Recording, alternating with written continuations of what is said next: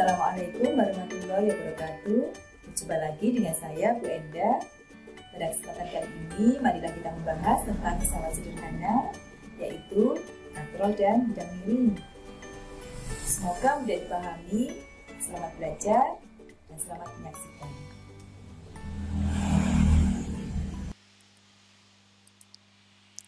Pesawat sederhana, katrol, dan bidang miring. Yang pertama kita bahas adalah katrol. Katrol adalah merupakan pesawat sederhana yang berupa roda di mana sekelilingnya dapat dilalui tali atau rantai, di mana roda tersebut berputar pada sumbu yang dipasang pada sebuah kerangka. Contohnya seperti ini.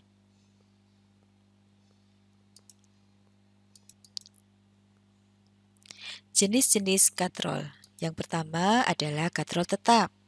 Contohnya misalkan gerekan timba pada sumur tradisional. Kemudian yang kedua, gerekan bendera. Nah, yang biasa terpasang di tiang bendera.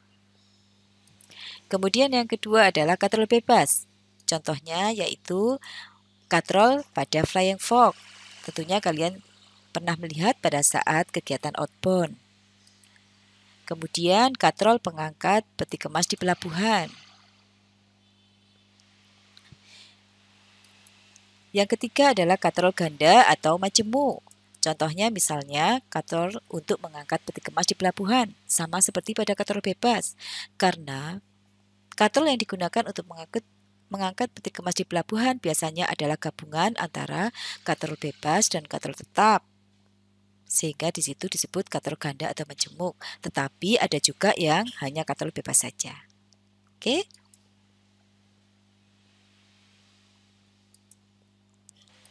Rumus dari katrol. Sama seperti pada jenis pesawat sederhana yang lainnya, katrol juga mempunyai rumus Km sama dengan W per F, di mana Km adalah keuntungan mekanik, W adalah gaya beban, F adalah gaya kuasa. Selain itu, keuntungan mekanik juga bisa dituliskan dengan rumus LK per LB, di mana LK adalah lengan kuasa dan LB adalah lengan beban. Kita lanjutkan. Yang pertama akan kita bahas adalah katrol tetap. Katrol tetap adalah katrol yang posisinya tetap. Dia tidak bisa berpindah-pindah tempat karena pusat katrol dihubungkan dengan bagian atau kerangka yang tetap. Perhatikan gambar. Pusat katrol terhubung dengan bagian yang tetap atau statip yang tetap. Pada bagian roda di sini terdapat tali, di mana satu bagian di sini terhubung dengan beban yang kita simbolkan dengan W di sini. Kemudian bagian yang satunya lagi adalah tali kuasa, kita simbolkan dengan F. Lalu berapakah keuntungan mekanik dari katrol tetap?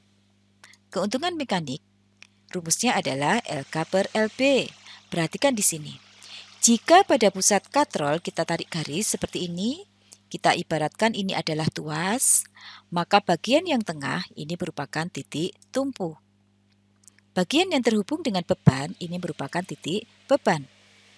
Sedangkan bagian yang terhubung dengan kuasa di sini tentunya adalah titik kuasa. Jarak antara titik tumpu dengan titik kuasa ini adalah LK. Kita misalkan di sini adalah jaraknya adalah 1. Maka jarak antara titik tumpu dengan titik beban adalah LB. Sehingga karena di sini jaraknya sama, maka LB juga sama dengan 1. Jika kita masukkan dalam rumus keuntungan mekanik, maka di sini keuntungan mekanik LK sama dengan 1, LB sama dengan 1, sehingga 1 per 1 sama dengan 1. Jadi, keuntungan mekanik dari katrol tetap adalah 1. Dengan menggunakan gaya kuasa sebesar 200 Newton, kita bisa mengangkat beban seberat 200 Newton, karena keuntungan mekaniknya 1. Misalkan kita menggunakan gaya kuasa 300 Newton, maka beban yang bisa kita angkat juga 300 Newton. Lalu apakah keuntungannya kita menggunakan katrol tetap? Padahal gaya kuasa kita tidak bisa diperkecil. Pada katrol tetap, kita misalkan pada saat kita menimba air dari sumur. Kalau kita menimba air tanpa menggunakan katrol, maka arah gaya kita adalah dari bawah ke atas.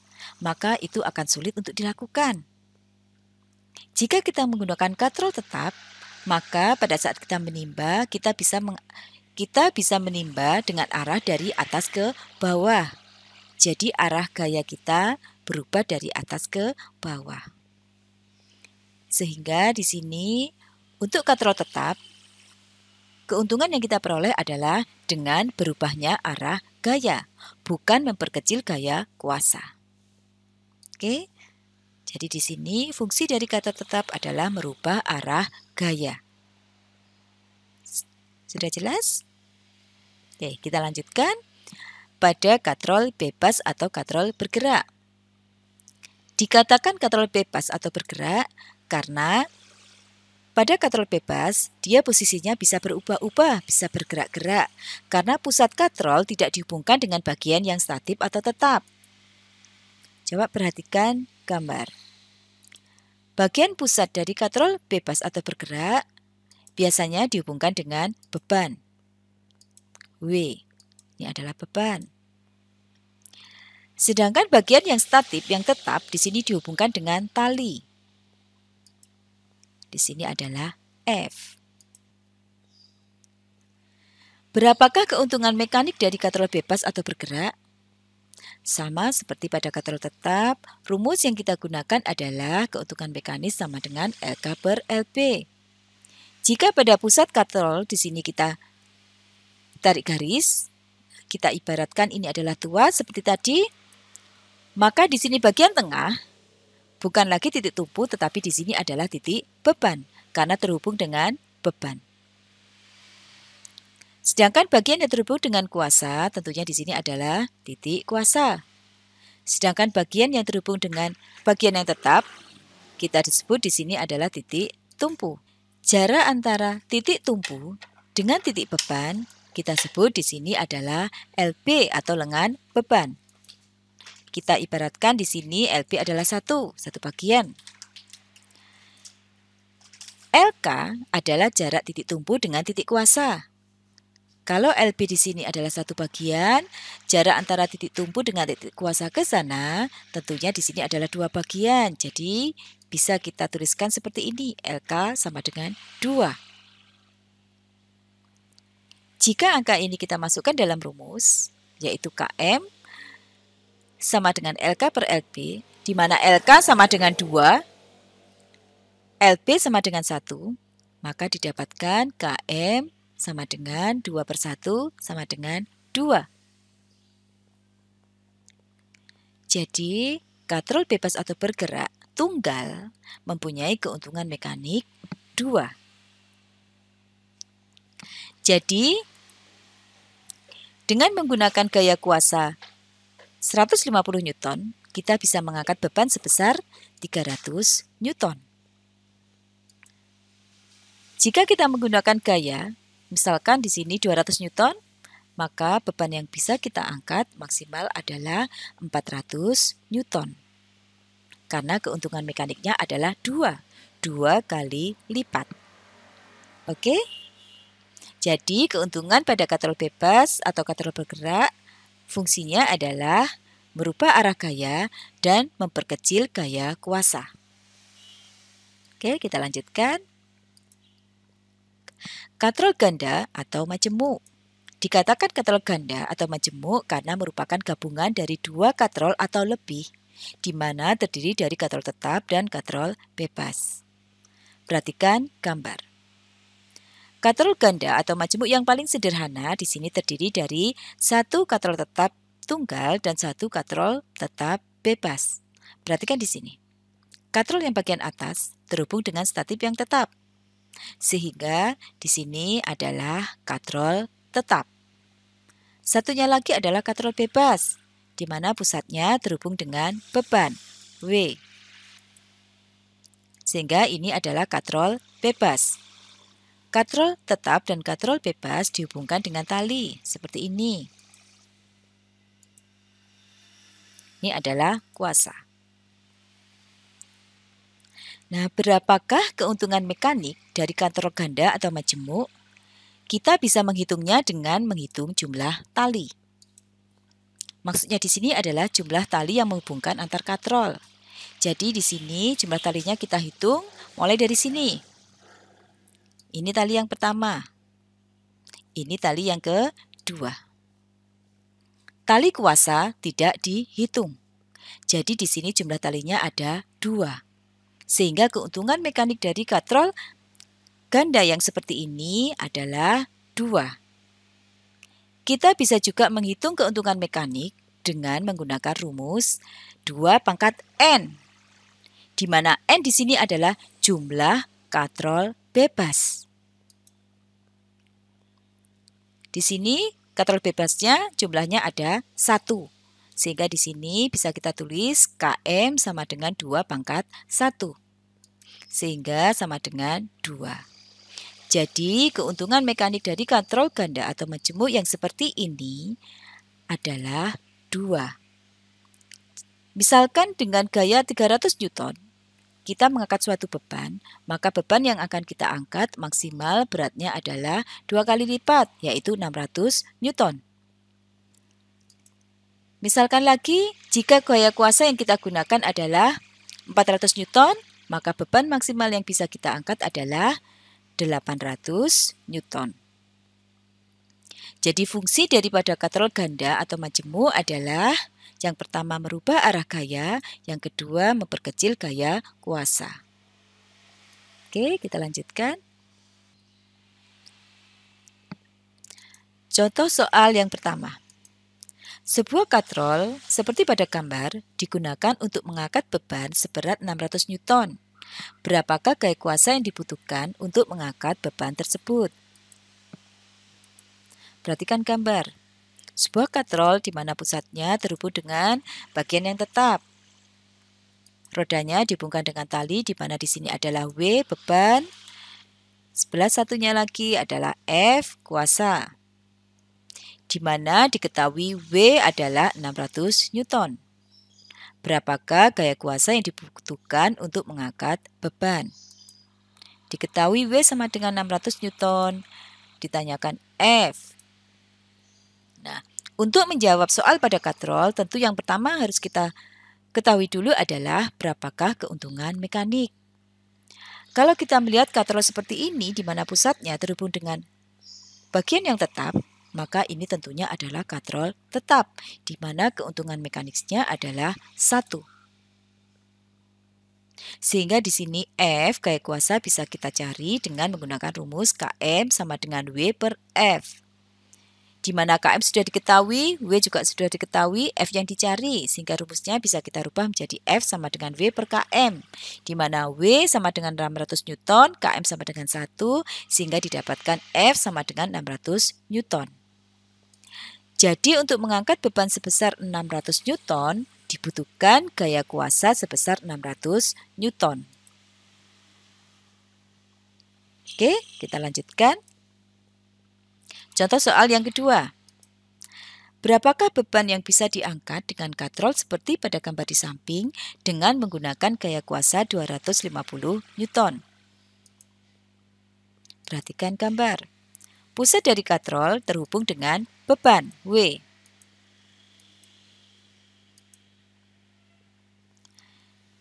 Sedangkan bagian yang tetap, statif tetap, kita hubungkan dengan tali, di mana di sini adalah F. Diketahui gaya kuasa yang digunakan adalah 250 Newton. Berapakah beban yang bisa diangkat? Diketahui F sama dengan 250 Newton, ditanya W. Jawab. Nah, tentunya kita harus menentukan berapa keuntungan mekaniknya dulu. Karena di sini bagian pusat tidak terhubung dengan bagian yang tetap, tetapi terhubung dengan beban, maka katrol ini adalah katrol bebas atau katrol bergerak, di mana katrol bebas tunggal itu keuntungan mekanisnya adalah 2.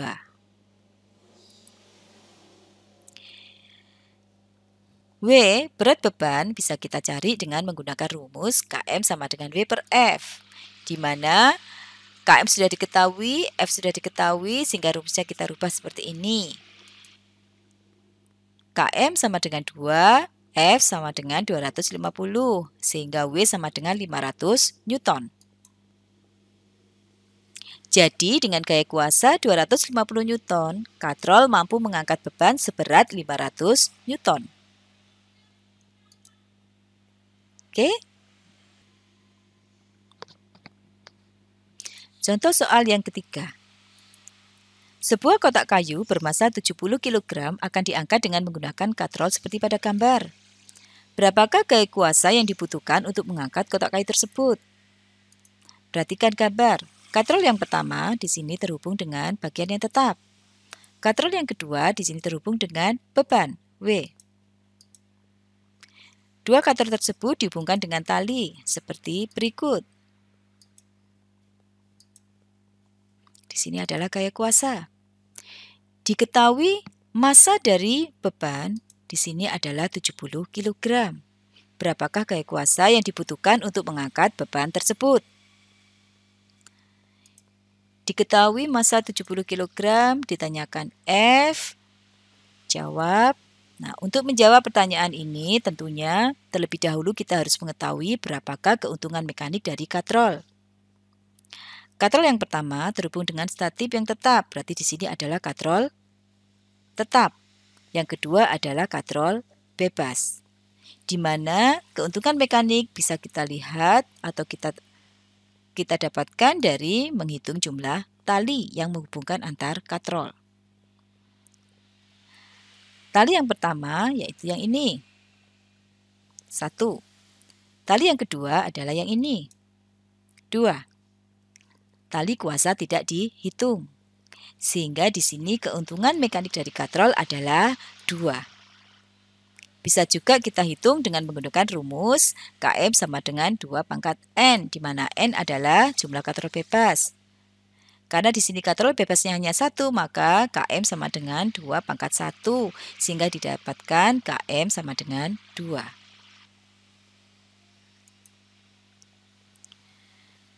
Perhatikan di sini. Beban di sini adalah 70 kg, berarti ini bukan berat tetapi massa. Untuk menghitung berapakah gaya kuasa, maka kita harus merubah dulu massa menjadi berat, di mana W berat sama dengan massa kali gravitasi. Massanya 70 kg, gravitasinya 10 Newton per kilogram. Sehingga didapatkan W berat sama dengan 700 Newton. Keuntungan mekanik sama dengan W per F, di mana Km sudah diketahui, W sudah diketahui, sehingga rumusnya bisa kita rubah seperti ini. F sama dengan W per Km. W-nya 700 Newton, keuntungan mekanik 2, sehingga didapatkan F sama dengan 350 Newton. Jadi gaya kuasa yang dibutuhkan adalah 350 Newton.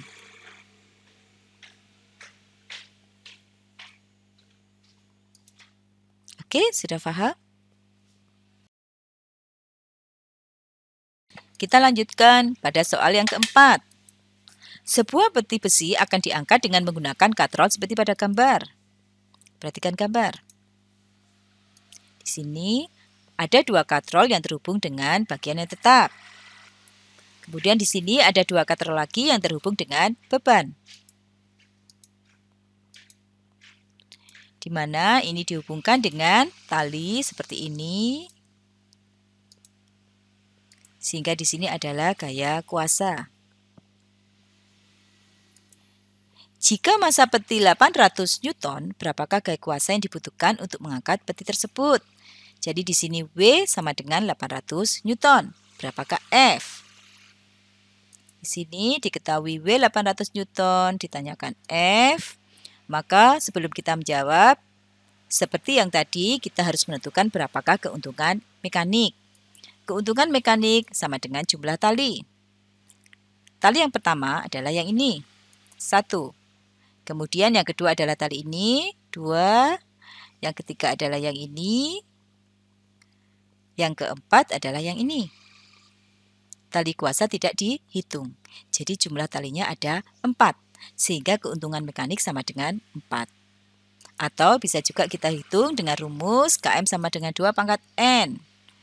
Di sini katrol bebasnya ada 2. 1, 2. Sehingga di sini Km sama dengan 2 pangkat 2.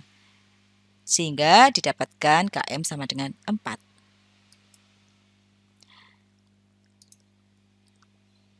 Untuk mencari F, tentunya kita menggunakan rumus Km sama dengan W per F, di mana rumusnya bisa kita rubah menjadi F sama dengan W per Km. W sama dengan 800 Newton, Km 4, sehingga didapatkan F sama dengan 200 Newton.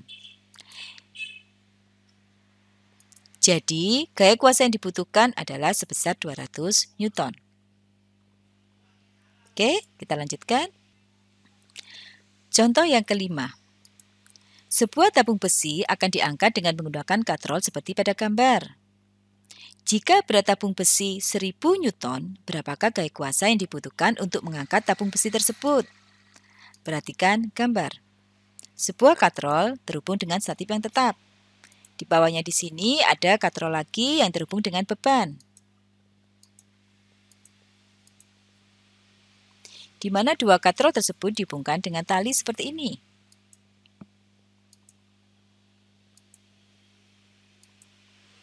Ini adalah F, di mana diketahui beban sama dengan 1000 Newton. Berapakah gaya kuasa yang digunakan untuk mengangkat beban tersebut? Diketahui W sama dengan 1000 Newton. Ditanyakan F. Jawab. Seperti sebelumnya, kita tentunya harus mengetahui dulu berapakah keuntungan mekanik. Coba perhatikan pada gambar. Jika tali yang menghubungkan antar katrol di sini lebih dari 1, seperti ini ada 2 tali, maka rumus keuntungan mekanik yang kita gunakan adalah dengan cara menghitung jumlah tali. Kita tidak bisa menggunakan rumus Km sama dengan 2 pangkat N. Jadi di sini Km sama dengan jumlah tali. Tali yang pertama adalah yang ini, 1. Kemudian ini 2. Kemudian yang ini 3, di sini 4. Tali kuasa tidak dihitung, sehingga jumlah talinya ada 4. Sehingga keuntungan mekanik juga 4. Keuntungan mekanik sama dengan 4. Sedangkan F bisa kita cari dengan rumus Km sama dengan W per F, di mana F sama dengan W per Km. W 1000 Newton, Km 4, sehingga didapatkan F sama dengan 250 Newton. Jadi, gaya kuasa yang dibutuhkan sebesar 250 Newton. Oke, sudah lebih jelas? Contoh soal 6. Berapakah beban yang bisa diangkat dengan katrol seperti gambar di samping dengan menggunakan gaya kuasa 150 Newton?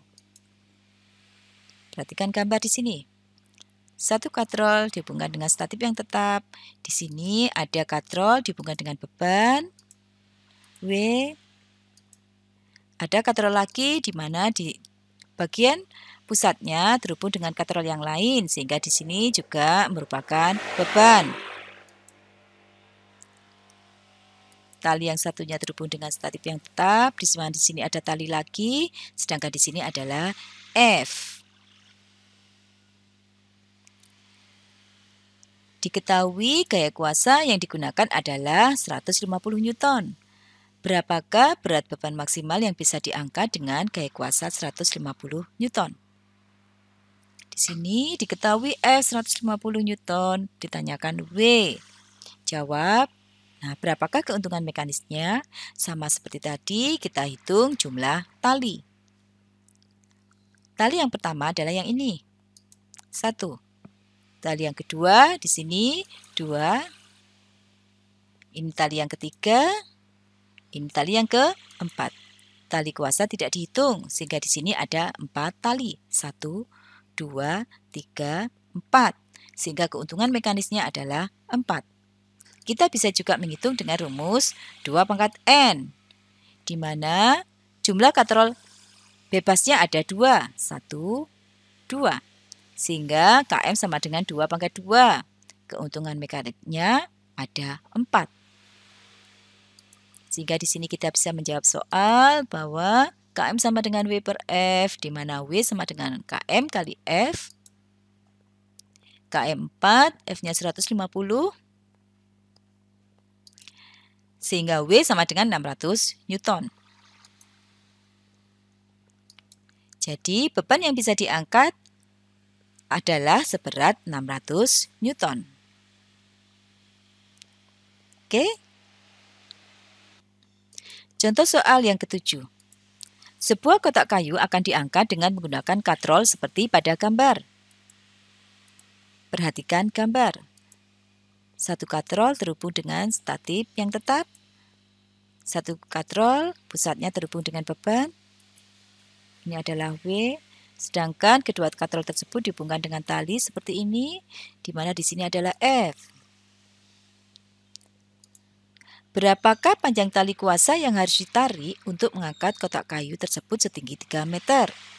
Jadi di sini, berapakah panjang tali kuasa yang ditarik? Kita simpulkan di sini adalah L, sehingga beban bisa naik setinggi 3 meter.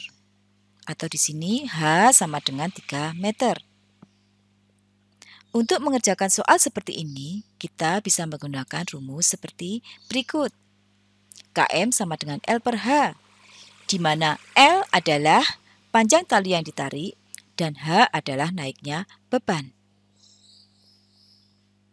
Kita tuliskan di sini, diketahui H sama dengan 3 meter, ditanya L. Jawab. Selain menggunakan rumus KM sama dengan L per H, kita bisa menentukan juga keuntungan mekanik dari jumlah tali, seperti pada soal sebelumnya. Pada katrol ini, jumlah talinya ada 2, yaitu 1, 2. Sehingga di sini kita bisa mengetahui bahwa keuntungan mekanik katrol adalah 2. Sehingga kita bisa masuk dalam rumus KM sama dengan L per H. Yang ditanyakan adalah L. Sehingga kita bisa rubah rumusnya menjadi L sama dengan KM kali H. Di mana KM sama dengan 2, H sama dengan 3 meter. Sehingga didapatkan L sama dengan 6 meter. Jadi, tali yang harus ditarik untuk menaikkan beban setinggi 3 meter adalah 6 meter. Jadi di sini L sama dengan 6 meter. Oke, sudah lebih paham? Kita lanjutkan. Contoh soal yang ke-8. Sebuah tabung besi berada di atas tanah, akan diangkat dengan menggunakan katrol seperti pada gambar. Jika tali kuasa ditarik sepanjang 8 meter, berapakah ketinggian tabung besi diukur dari tanah? Perhatikan gambar. Ini adalah katrolnya, di mana di sini F, di sini adalah beban, di mana tali kuasa di sini kita tarik sepanjang 8 meter. Berapakah naiknya beban? H. Dari gambar katrol ini, kita bisa menentukan berapakah keuntungan mekaniknya. Kita bisa dengan menghitung jumlah tali. Tali yang pertama, 1, 2, 3, dan 4. Jadi keuntungan mekanik katrol adalah 4. Diketahui L sama dengan 8 meter, keuntungan mekanik 4. Ditanyakan berapakah kenaikan dari beban. Jawab. Kita bisa menemukan rumus sama seperti pada contoh soal 7, yaitu KM sama dengan L per H, di mana H sama dengan L dibagi KM. L sama dengan 8 meter, KM sama dengan 4 meter, sehingga didapatkan H sama dengan 2 meter. Jadi, dengan menarik tali kuasa sepanjang 8 meter, tinggi beban diukur dari tanah adalah 2 meter. Oke, sudah jelas? Sekarang kita lanjutkan pada materi berikutnya, yaitu tentang bidang miring. Bidang miring adalah salah satu jenis pesawat sederhana di mana terdapat suatu bagian yang posisinya miring dengan tujuan untuk mempermudah usaha dengan cara memperkecil gaya kuasa dan merubah arah gaya. Contoh dari bidang miring. Yang pertama adalah ulir pada skrup. Ulir pada skrup dibuat miring seperti ini. Sehingga dengan gaya kuasa yang lebih kecil, kita bisa masukkan skrup ke dalam baut. Kemudian contohnya mata pisau. Pada bagian tajam dari pisau di sini dibuat miring. Sehingga dengan gaya kuasa yang kecil, kita sudah bisa memberi tekanan yang besar pada benda yang kita iris. Lanjutnya di sini adalah tangga. Perhatikan di sini. Tangga di posisinya tentunya miring seperti ini, sehingga pada saat kita naik ke atas, maka gaya kuasa yang kita gunakan lebih kecil, sehingga kita lebih mudah untuk naik ke atas. Jalan di pegunungan. Nah, ini juga dibuat miring, sehingga gaya kuasa yang dibutuhkan untuk menaiki jalan ini adalah lebih kecil dan lebih mudah.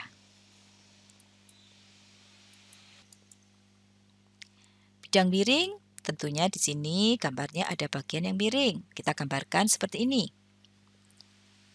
Di mana di sini bagian yang miring kita simbolkan panjangnya adalah L, panjang bidang miring.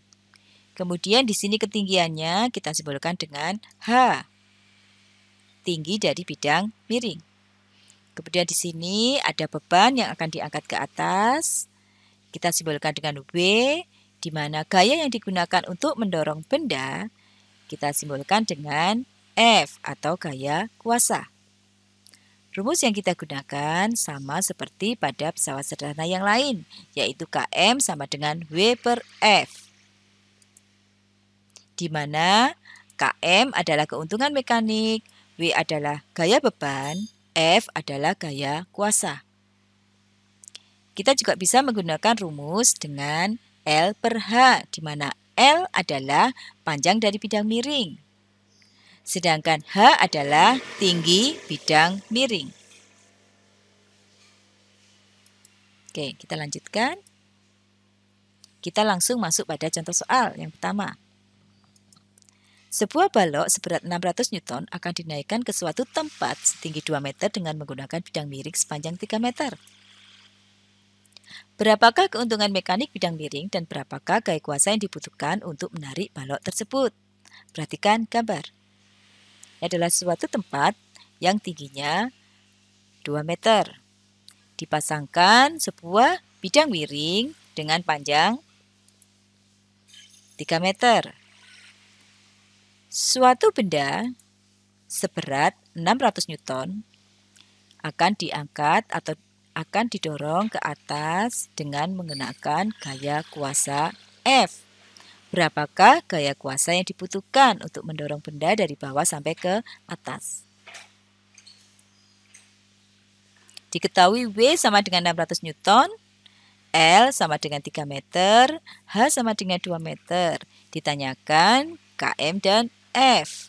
Jawab di sini Km sama dengan L per H, di mana L sama dengan 3, H sama dengan 2, sehingga didapatkan keuntungan mekanis adalah 1,5. Kemudian berapakah F? Km sama dengan W per F, di mana Km adalah 1,5, W 600 Newton, F yang dicari, sehingga F sama dengan 600 dibagi 1,5. Didapatkan F sama dengan 400 Newton. Jadi keuntungan mekanik bidang miring adalah 1,5 dan gaya kuasa yang dibutuhkan adalah 400 Newton.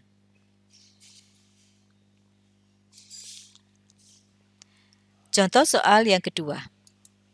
Denny memindahkan sebuah kotak besi ke atas truk setinggi 2 meter dengan menggunakan papan kayu.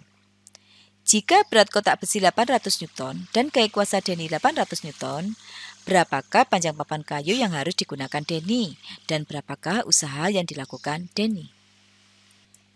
Sebuah truk akan dipasangkan sebuah papan bidang miring, di mana tinggi truk adalah 2 meter.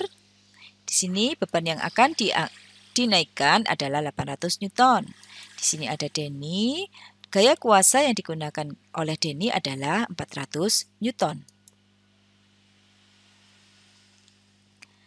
Berapakah panjang dari papan tersebut?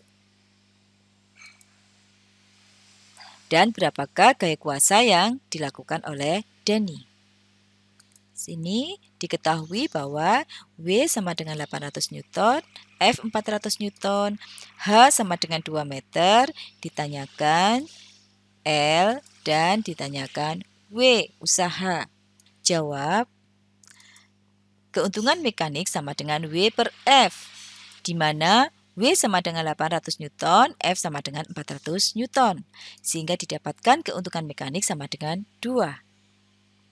Kemudian kita gunakan rumus yang satunya, keuntungan mekanik sama dengan L per H, di mana L sama dengan Km kali H.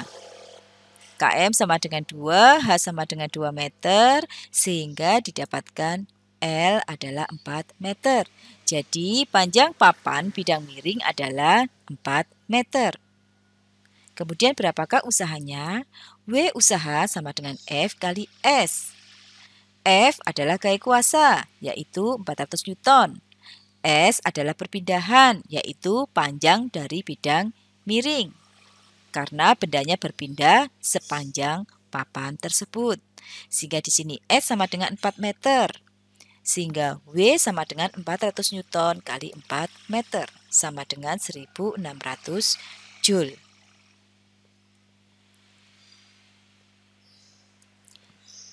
Jadi, panjang papan bidang miring adalah 4 meter, dan usaha yang dilakukan Denny adalah 1600 Joule. Pertanyaan berikutnya adalah, bagaimanakah perbandingan usaha Denny pada saat dia mengangkat benda dengan menggunakan bidang miring dibanding tanpa menggunakan bidang miring? Apakah sama ataukah berbeda? Saat Denny mengangkat beban dengan menggunakan bidang miring, maka gaya kuasa yang dikeluarkan lebih kecil, tetapi jarak yang ditempuh lebih jauh. Jika Denny mengangkat benda dari bawah ke atas tanpa menggunakan bidang miring, maka gaya yang digunakan lebih besar, tetapi jarak yang ditempuh lebih pendek. Sehingga di sini akan didapatkan bahwa usaha yang dilakukan Denny akan sama. Jadi, saat menggunakan bidang miring dan tanpa menggunakan bidang miring, usaha yang dilakukan Denny adalah sama, tetapi gaya kuasanya berbeda. Oke, sudah lebih jelas? Thank you. Semoga bermanfaat. Sekian pembahasan kita tentang pesawat sederhana. Semoga bermanfaat. Sampai ketemu lagi pada materi yang selanjutnya. Assalamualaikum warahmatullahi wabarakatuh.